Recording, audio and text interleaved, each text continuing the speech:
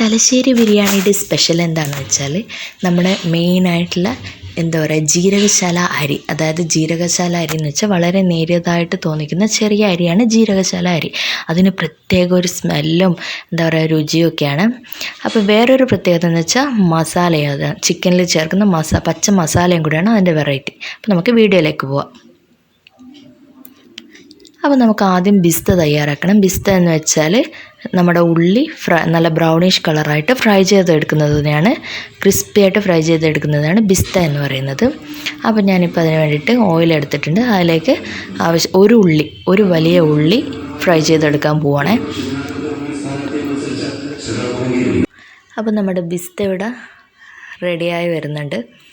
അപ്പോൾ ഇതിനി ഞാൻ ഇതിൻ്റെ അകത്തുനിന്ന് കോരി മാറ്റുകയാണ്. ഇനി ഇതിലേക്ക് വേണ്ട എന്താ പറയുക, നമ്മളെ റൈസിലേക്ക് വേണ്ട അണ്ടിപ്പരിപ്പും മുന്തിരിയും കൂടെ ഞാൻ ഇതിൻ്റെ അകത്തുനിന്ന് വറുത്തെടുക്കുകയാണ്. അപ്പോൾ ഇതുവരെ അണ്ടിപ്പരിപ്പും മുന്തിരിയും വറുക്കാത്ത ആൾക്കാർക്ക് വേണ്ടിയിട്ട് ഞാൻ പറഞ്ഞു തരികയാണ്. എന്ന് വെച്ചാൽ അണ്ടിപ്പരിപ്പ് ലൈറ്റ് ഒരു കളർ ചേഞ്ച് ആകും. അതുപോലെ മുന്തിരി ഇതുപോലെ ബോൾ ആയിക്കഴിഞ്ഞാൽ നമുക്കത് എണ്ണയിൽ നിന്ന് കോരി മാറ്റാം. പിന്നെ ഞാനിവിടെ ഓയിലാണ് യൂസ് ചെയ്തിരിക്കുന്നത്. നിങ്ങൾക്ക് വേണം നെയ്യാണെങ്കിൽ കുറച്ചും കൂടെ ടേസ്റ്റ് നന്നായിട്ട് കിട്ടും. അപ്പോൾ ഞാനിപ്പോൾ ഒരുപാട് എടുക്കുന്നത് കാരണമാണ് ഓയിൽ എടുത്തിരിക്കുന്നത്.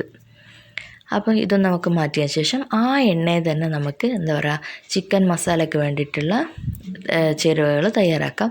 അപ്പോൾ അതിനായിട്ട് ഞാനിപ്പോൾ 4 വലിയ സൈസ് ഉള്ളി ചെറുതായിട്ട് അരിഞ്ഞത്. അപ്പോൾ ഞാനിപ്പോൾ എന്താ പറയുക 1 കിലോ അരിക്ക് അതുപോലെ തന്നെ 1/2 കിലോ ചിക്കന് വേണ്ടിയിട്ടാണ് ഞാൻ ഈ ഒരു രീതിയിൽ എടുക്കുന്നത്. അപ്പോൾ 4 ഉള്ളി വലുതായിട്ട് അരിഞ്ഞത്, അതിലേക്ക് ആവശ്യത്തിന് ഉപ്പും കൂടെ ചേർത്ത്, ഉപ്പ് കുറച്ച് നന്നായിട്ട് ചേർത്തു. പിന്നെ ചിക്കനിൽ വേണമെന്നുണ്ടെങ്കിൽ ചേർത്താൽ മതിയല്ലോ. നന്നായിട്ടൊന്ന് വരട്ടിയെടുക്കുക, അതായത് ഉള്ളി നന്നായിട്ട് വാടിക്കിട്ടണം. അപ്പോൾ ഇതുപോലെ വാടിക്കിട്ടതിന് ശേഷം നമുക്കതിലേക്ക് 3 പച്ചമുളക്, അതുപോലെ തന്നെ 1 വിരലിൻ്റെ നീളത്തിലുള്ള ഇഞ്ചി, അതുപോലെ തന്നെ 25 അല്ലി വെളുത്തുള്ളിയും കൂടെ ചതച്ചത് ഒരുമിച്ചിട്ട് ചതച്ചത് ഇതിലേക്ക് ചേർത്ത് കൊടുക്കുക. ഇനി അതിൻ്റെ പച്ചമണം മാറി വരുന്നത് വരെ ഒന്ന് വഴറ്റിയെടുക്കുക.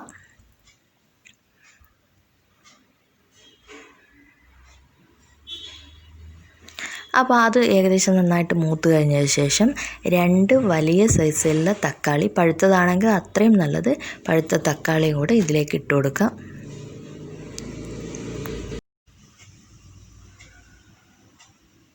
അപ്പോൾ ഒന്ന് അടച്ച് വെച്ചിട്ട് നമ്മൾ വേവിച്ച് കഴിഞ്ഞാൽ തക്കാളി പെട്ടെന്ന് ഉടഞ്ഞ് കിട്ടും. അപ്പോൾ നമുക്ക് അടച്ച് വെച്ചിട്ടൊന്ന് വേവിച്ചെടുക്കാം. അപ്പോൾ ഇപ്പോൾ ഇതാ നമ്മുടെ തക്കാളി ഇപ്പോൾ ഒന്ന് സ്പൂൺ കൊണ്ട് നമ്മളൊന്ന് ഇളക്കി കൊടുത്താൽ നമുക്കത് ഉടഞ്ഞ് കിട്ടിയിരിക്കും. അപ്പോൾ ഒന്ന് ഇളക്കി കൊടുക്കാം. അപ്പോൾ നമ്മൾ തക്കാളിയൊക്കെ നന്നായിട്ടൊന്ന് ഉടഞ്ഞിട്ടുണ്ട്. ഇനി ഒന്ന് നിങ്ങൾ കൈ കൊണ്ടൊന്ന് സ്മാഷ് ചെയ്താൽ മതി. ഇനി നമുക്ക് വേണ്ടത് ഇതിലേക്ക് 1/2 കിലോ ചിക്കൻ. അപ്പോൾ ഞാനിപ്പോൾ ചെറിയ ചെറിയ കഷ്ണങ്ങളാക്കിയിട്ടാണ് ചിക്കൻ എടുത്തിരിക്കുന്നത്, കാരണം പെട്ടെന്ന് വെന്ത് കിട്ടുമല്ലോ. അതൊക്കെ നിങ്ങൾ ഇഷ്ടത്തിനനുസരിച്ച് എടുക്കാവുന്നതാണ്. അപ്പോൾ 1/2 കിലോ ചിക്കനാണ് ഞാനിപ്പോൾ ഇതിലേക്ക് ഇട്ട് കൊടുക്കുന്നത്. അപ്പോൾ നിങ്ങൾ ആദ്യമേ ആലോചിക്കണം, ഞാൻ ഇതിനകത്തേക്ക് ഒരു മസാലകൾ എന്ന് വെച്ചാൽ ഒരു സ്പൈസസും ആഡ് ചെയ്തിട്ടില്ല. അപ്പോൾ ഇതിലേക്ക് ഇനി ഒരു പിടി എന്താ പറയുക നമ്മുടെ സാധാരണ പുതിന ഇലയും അതുപോലെ തന്നെ കൊറിയാണ്ടർ മല്ലി ഇലയും കൂടെ ഇട്ട് ഒന്ന് ചതച്ചെടുത്തതാണ്, അതും കൂടെ ഇതിലേക്ക് ഇട്ട് കൊടുക്കുക. അതാണ് മെയിനായിട്ട് തലശ്ശേരി ബിരിയാണിയുടെ സ്പെഷ്യൽ. എന്ന് വെച്ചാൽ ഞാനിവിടെ ഒരു മസാലകൾ ആഡ് ചെയ്തിട്ടില്ല ഇതുവരെ. അപ്പോൾ ഇത് ചിക്കനല്ലേ, അപ്പോൾ ചിക്കൻ ആയതുകൊണ്ട് നമുക്ക് അല്പം മഞ്ഞൾപ്പൊടി ഒന്ന് ആഡ് ചെയ്ത് കൊടുക്കുക. എന്ന് വെച്ചാൽ ചിക്കൻ എന്തെങ്കിലും വിഷാംശങ്ങളൊക്കെ ഉണ്ടെങ്കിൽ പോയി കിട്ടുന്നുണ്ട്, അതുകൊണ്ട് മാത്രം അല്പം മഞ്ഞൾപ്പൊടി ഒന്ന് ആഡ് ചെയ്ത് കൊടുത്തിട്ടുണ്ട്. അപ്പോൾ അത് നന്നായിട്ടൊന്ന് മിക്സ് ചെയ്തെടുക്കുക. ഇനി ഇത് വെന്ത് വരുമ്പം തന്നെ നല്ല കളർ വരും. ഇനി നമ്മൾ എന്താ പറയുക ബിരിയാണി മസാലയാണ് ചേർക്കാൻ പോകുന്നത്. ബിരിയാണി മസാല നമ്മൾ സാധാരണ ബിരിയാണിക്ക് യൂസ് ചെയ്യുന്ന അതേ മസാല തന്നെയാണ്. അപ്പോൾ അതും കൂടെ ഇതിലേക്ക് ചേർത്ത് കൊടുക്കാം. അത് ഞാനിപ്പോൾ ഒരു ടേബിൾ സ്പൂൺ ചേർത്ത് കൊടുക്കുന്നുണ്ട്. അപ്പോൾ ബിരിയാണി മസാല ചേർത്തതിന് ശേഷം എനിക്ക് ചേർക്കാനുള്ളതെന്ന് വെച്ചാൽ തൈരാണ്. 2 ടേബിൾ സ്പൂൺ തൈരും കൂടെ നന്നായിട്ട് ഇതിലേക്ക് ആഡ് ചെയ്ത് കൊടുക്കാം. അപ്പോൾ ലൂസ് തൈരായാലും കുഴപ്പമില്ല, കട്ട തൈരായാലും കുഴപ്പമില്ല, ഓവർ പുളിയുള്ള തൈരാവാൻ പാടില്ല. അപ്പോൾ അതും കൂടെ ചേർത്ത് കൊടുത്തതിന് ശേഷം നമുക്കിതിലേക്ക് ഒരു അരമുറി എന്താ പറയുക നാരങ്ങ നീരും കൂടെ ചേർത്ത് കൊടുക്കാം. ആകെ ഒരു നാരങ്ങ എടുക്കുക, അതിൽ അരമുറി നാരങ്ങ നീര് ഇതിലേക്ക് ചേർത്ത് കൊടുക്കാം. എന്നിട്ടൊന്ന് നന്നായിട്ട് മിക്സ് ചെയ്തെടുക്കുക. ഇപ്പോൾ തന്നെ അതിൻ്റെ കളർ ചേഞ്ചായി വരുന്നുണ്ടോ? ചിക്കനിൽ നല്ല കളർ വന്നു, തക്കാളിയുടെ ഉള്ളിയുടെ വാടിയതൊക്കെ ആയിട്ട് നല്ല കളറായിട്ട് വരും. അപ്പോൾ ഇപ്പം തന്നെ നന്ന കളറായിട്ട് വന്നിട്ടുണ്ട്. ഇനി നമുക്കിത് ചിക്കൻ ഒന്ന് വെന്ത് കിട്ടണം. അപ്പോൾ ഇപ്പോൾ നമ്മളെ ചിക്കൻ നന്നായിട്ട് വെന്ത് കിട്ടിയിട്ടുണ്ട്. ഇനി ഇതിൽ വെള്ളം ഗ്രേവി ഒരല്പം വറ്റിയാൽ മതി. അത്യാവശ്യം ഗ്രേവി വേണം തലശ്ശേരി ബിരിയാണിക്ക്. അപ്പോൾ ഒന്ന് അത് വറ്റിക്കിട്ടട്ടെ. അപ്പോൾ ഇപ്പം ഗ്രേവി അത്യാവശ്യം ഒന്ന് വറ്റിയിട്ടുണ്ട്. ഈ ഗ്രേവി നമുക്ക് എന്തായാലും വേണം കേട്ടോ. ഇനി നമുക്കിതൊരു അടച്ച് വെച്ചിട്ട് ഒരു സൈഡിലേക്ക് മാറ്റി വെക്കാം. ഇനി നമുക്ക് റൈസ് തയ്യാറാക്കേണ്ട സൈഡ് നോക്കാം. റൈസിൻ്റെ കാര്യം ഞാൻ പറഞ്ഞു, ഇത് എന്താ പറയുക ജീരകശാല അരിയാണ്. അപ്പോൾ അത് തന്നെ എടുക്കാൻ നോക്കാം. അപ്പോൾ ഞാനിപ്പോൾ 4 കപ്പ് ഗ്ലാസ് കപ്പാണേ കപ്പ്, അതിന് എന്താ പറയുക അതിൻ്റെ രീതിയിൽ തന്നെ വെള്ളം എടുത്താൽ മതി. അപ്പോൾ 4 കപ്പ് അരിയാണ് എടുത്തിരിക്കുന്നത്. അപ്പോൾ അതൊന്ന് വറുത്തെടുക്കണം. അപ്പോൾ അതിന് വേണ്ടിയിട്ട് 2 ടേബിൾ സ്പൂൺ നെയ്യ് ചേർത്ത് കൊടുക്കണം. ആ നെയ്യിൽ നന്നായിട്ടൊന്നത് വറുത്തെടുക്കുക എന്ന് വെച്ചാൽ അരി എന്താ പറയുക വറുത്ത് കിട്ടുമ്പോൾ ഒരു നല്ലൊരു സ്മെല്ല് കിട്ടും. അതുവരെ ഒന്ന് വറുത്തെടുക്കണം.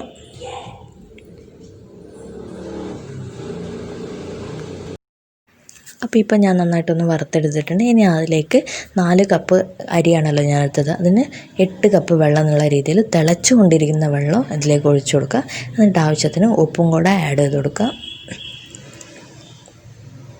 അപ്പോൾ ഉപ്പും കൂടെ ആഡ് ചെയ്തതിന് ശേഷം നമ്മളെന്താ പറയുക ബിരിയാണി മസാലയല്ലേ, വേറെ പട്ട കറാമ്പൊന്നും ചേർക്കേണ്ട ആവശ്യമില്ല. ബിരിയാണി മസാലയും കൂടെ ഒരു അര ടേബിൾ സ്പൂൺ ബിരിയാണി മസാലയും കൂടെ ഇതിൻ്റെ അകത്ത് ഇട്ട് കൊടുക്കാം. എന്നിട്ട് അതിൻ്റെ മേലെയായിട്ട് നമ്മൾ നേരത്തെ ബാക്കി വെച്ചിരിക്കുന്ന നമ്മളെ ലെമണില്ലേ, നാരങ്ങ, ആ അര നാരങ്ങ മുഴുവനായിട്ട് ഇതിൻ്റെ അകത്തേക്ക് പിഴിഞ്ഞൊഴിച്ച് കൊടുക്കുക. എന്നിട്ട് മീഡിയം ഫ്ലെയിമിലിട്ട് നന്നായി അടച്ച് വെച്ച് വേവിക്കുക. അപ്പോൾ ഇതൊരു 10 മിനിറ്റ് കഴിഞ്ഞപ്പോൾ നമ്മൾ ചോറ് നന്നായിട്ട് വെന്ത് വന്നിട്ടുണ്ട്. അപ്പോൾ ഇതൊന്ന് ഇളക്കി കൊടുക്കുക. കൂടുതൽ ഇളക്കി ഉടയ്ക്കാൻ പാടില്ല. അപ്പോൾ നമ്മൾ ഈ ചൂടോടുകൂടി തന്നെ ദമ്മിട്ട് കൊടുക്കണം. അപ്പോൾ നമ്മൾ ഇതുപോലെ വലിയ പാത്രത്തിൽ വേണം, അത്യാവശ്യം വലിപ്പമുള്ള പാത്രത്തിൽ വേണം ദമ്മിട്ട് കൊടുക്കാൻ വേണ്ടിയിട്ട്.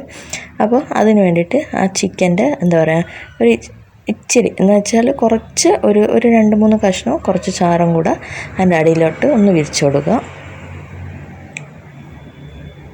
ഇതുപോലെ ഇത്രയും മതി. ഇനി അതിൻ്റെ മേലെ നമ്മൾ പകുതി ചോറെടുത്തിട്ട് ഇട്ട് കൊടുക്കുക. അപ്പോൾ നമ്മൾ ഇപ്പോൾ 2 ലെയറായിട്ടാണ് ചെയ്യുന്നത്, അതിന് വേണ്ടിയിട്ടാണ് ഇങ്ങനെ ഞാൻ കാണിച്ചു തരുന്നത്. പകുതി ചോറിട്ടതിന് ശേഷം ഇത് പാലിൽ അല്പം മഞ്ഞൾപ്പൊടി കലക്കിയതാണ്. അപ്പോൾ അതും കൂടെ നിങ്ങൾക്ക് എന്താ പറയുക റോസ് വാട്ടർ ഉണ്ട്, അതും കൂടെ ചേർത്ത് കൊടുക്കാം. ഞാനിപ്പോൾ അതൊന്നും ചേർക്കുന്നില്ല. അപ്പോൾ പാലും മഞ്ഞൾ മിക്സും കൂടെ അതിൻ്റെ മേലെ പകുതി എടുത്തിട്ട് അതിൻ്റെ മേലെ ഒന്ന് ഇതുപോലെ ഒഴിച്ചു കൊടുക്കുക. അതിനുശേഷം ഒരു അത്യാവശ്യം നെയ്യും കൂടെ ഇതിൻ്റെ മേലെ ഇങ്ങനെ കുറച്ച് ഒഴിച്ചു കൊടുക്കുക. നിങ്ങളുടെ ഇഷ്ടത്തിനനുസരിച്ച് നെയ്യ് കൂട്ടിയും കുറച്ച് എടുക്കുക. പിന്നെ ബാക്കിയുള്ള ചിക്കനും കൂടെ ഒരുമിച്ച് ഇതിൻ്റെ അകത്തേക്ക് ഇട്ട് കൊടുത്തിട്ട് ഒന്ന് നന്നായിട്ട് പരത്തിയെടുക്കുക. അപ്പോൾ ഇനി അതിൻ്റെ മേലെ നമ്മൾ ബാക്കിയുള്ള ചോറില്ലേ, ആ ചോറ് മുഴുവനായിട്ട് അതിൻ്റെ അകത്തേക്ക് ഇട്ട് കൊടുത്തിട്ട് നന്നായിട്ടൊന്ന് പരത്തി എല്ലായിടും ഫില്ല് ചെയ്തെടുക്കുക. ചിക്കൻ കാണാത്ത വിധത്തിൽ ഫില്ല് ചെയ്തെടുത്തിട്ട് ആ പാൽ മിക്സ് ഇതിൻ്റെ അകത്തേക്ക് മുഴുവനായിട്ടൊന്ന് നമ്മൾ എത്രയാണോ കുറച്ചെടുത്തിട്ടുണ്ടെങ്കിൽ അത് ഏകദേശം ഒന്ന് ഒഴിച്ചു കൊടുക്കുക. ഒരു 4-5 സ്പൂൺ ഒഴിച്ചു കൊടുക്കുക. പിന്നെ അതിൻ്റെ മേലെ നെയ്യും കൂടെ ഒഴിച്ചു കൊടുക്കുക. എന്നിട്ട് നമ്മൾ നേരത്തെ തയ്യാറാക്കി വെച്ചിരിക്കുന്ന ഫ്രൈ ചെയ്ത് വെച്ചിരിക്കുന്ന ഐറ്റംസ് ഇല്ലേ, അതും കൂടി ഇതിൻ്റെ മേലെ ഇട്ടിട്ട് ഒന്ന് നന്നായിട്ട് ഗാർണിഷ് ചെയ്തെടുക്കുക. ഇനി ദമ്മിടാൻ വേണ്ടിയിട്ട് ഇതുപോലെ പഴയ ഏതെങ്കിലും പോയ പാത്രം വെച്ചിട്ട് അടിയിൽ വെക്കുക. എന്നിട്ട് അതിൻ്റെ മേലെ വേണം നമ്മൾ ഈ പാത്രം വെക്കാൻ വേണ്ടിയിട്ട്. എന്നിട്ട് ലോ ഫ്ലെയിമിൽ ഒരു എന്താ പറയുക, ഞാൻ സമയം കറക്റ്റ് പറയുന്നില്ല, അതിന് ഒരു ട്രിക്ക് പറഞ്ഞുതരാം. അപ്പോൾ നന്നായിട്ട് ഇതുപോലെ എയർ പുറത്തേക്ക് പോകാത്ത രീതിയിൽ ഒരു മൂടി വെച്ചിട്ട് അതിൻ്റെ മേലെ ഇതുപോലെ ഒരു വെയിറ്റിൽ കുറച്ച് വെള്ളം വയ്ക്കുക. എന്നാൽ എയറും പുറത്തേക്ക് പോകില്ല.